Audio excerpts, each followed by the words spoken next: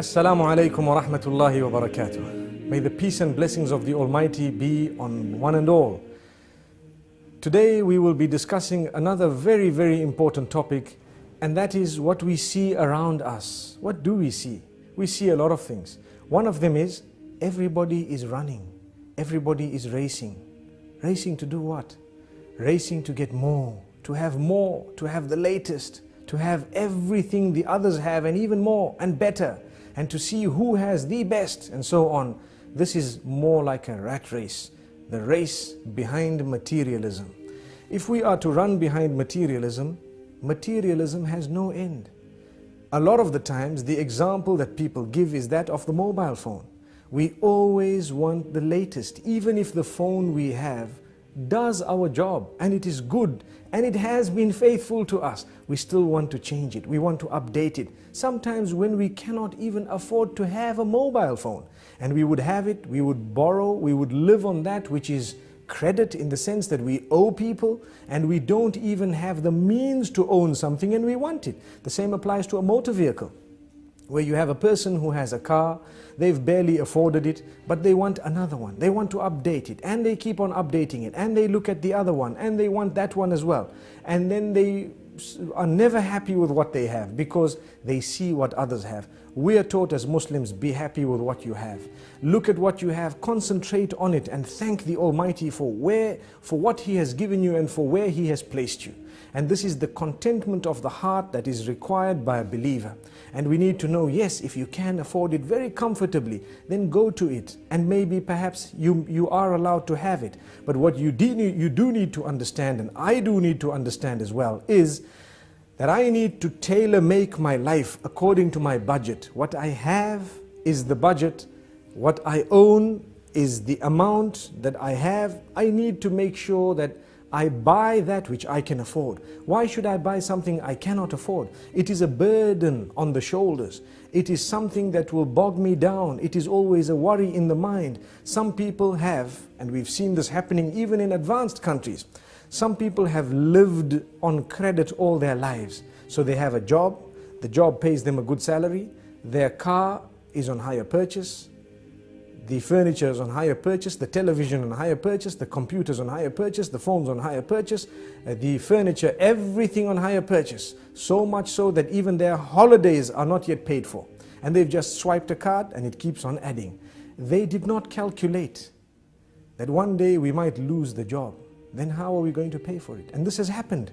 It has happened in the most advanced of countries. And we need to know that it can happen anywhere. And for this reason, Islam teaches us, don't live on credit.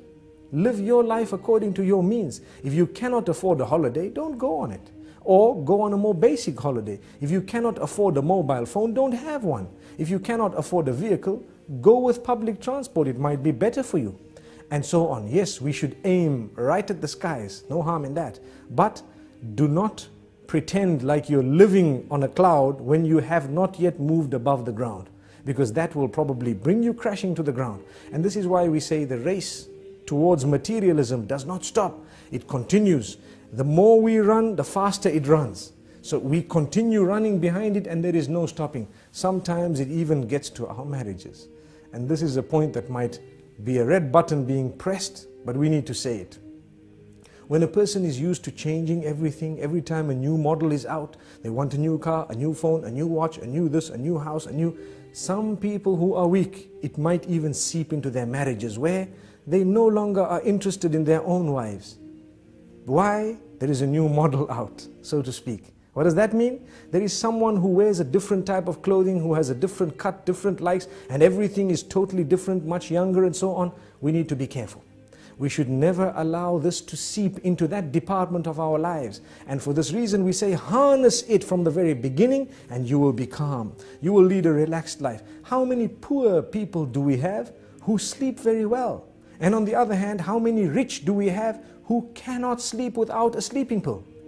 How ironic. It should have been the other way around. But the reason is, sometimes the more we get, the more we want.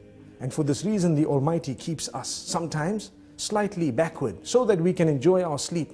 We can have a happy home. So many people, that when they've got enough money, enough time, enough good health, so to speak, they tend to think of sin, and they'd like to go and spend it in the casinos, on people whom they are not supposed to be spending it upon, spending nights out, engaging in adulterous affairs and so on, because they've got the time to do that, the wealth to do that, the health to do that.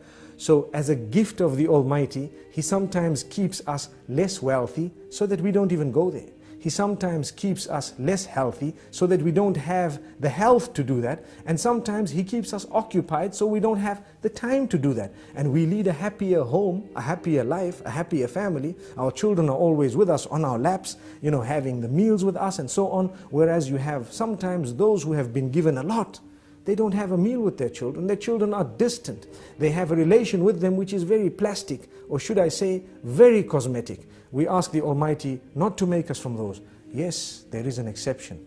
There are those who are wealthy, and they use their wealth in the right direction, and they do not allow that wealth to develop, or should I say, to change in a negative way their character and conduct. Because sometimes what wealth does, it messes a person up. Or, to word it more correctly, as we've always said, wealth does not spoil you, but it gives you the opportunity to show who you always were inside.